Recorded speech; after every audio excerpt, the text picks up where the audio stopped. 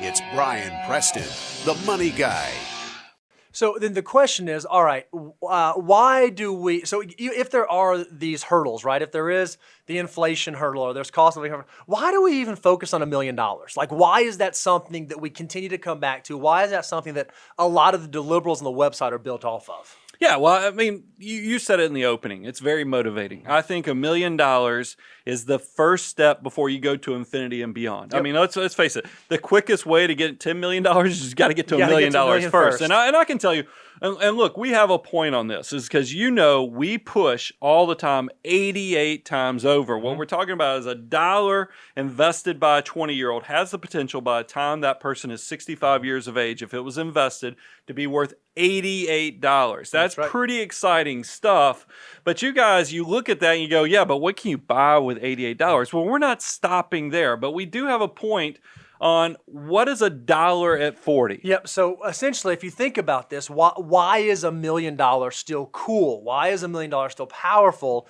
Well, think about this. If you go think about the 88 times over for a 20-year-old, for a 40-year-old, $1 we believe will grow to be about $7.34 by the time that they get to 65. Okay, well that may not get you super excited. They may not change your world.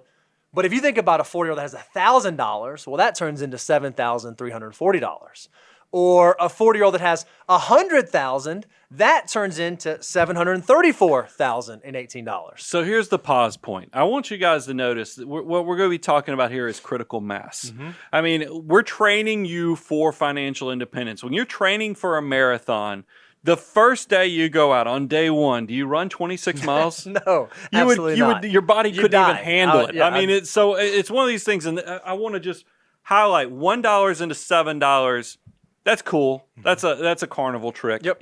But then you see 1,000 to 7,300. You're like, heck, that could pay off some credit that's cards. decent. Pretty big. 100,000 to 734. You're like, whoa, wait a minute. Now we're replacing years of income. And then think about this, and this is why I still say $1 million is a lot of money, because $1 million at 40 has the potential to turn into $7.3 million. This is, even David the Troll would agree that $7.3 million is a lot of money. And so we want this to be something that gets you excited. We actually have a deliverable out on the website. If you go to moneyguy.com/resource, you can go see what we call the wealth multiplier. We just told you for a 40-year-old, it's 7.34. Whatever you've accumulated by the time you get to 40, you can multiply that by 7.34. And without you saving another $1, that's what you would have available to you by 65. Well, maybe you want to know how much if you're a 27-year-old and you've got $8,000 saved up, what will that turn into? Or if I'm a 50-year-old and I've got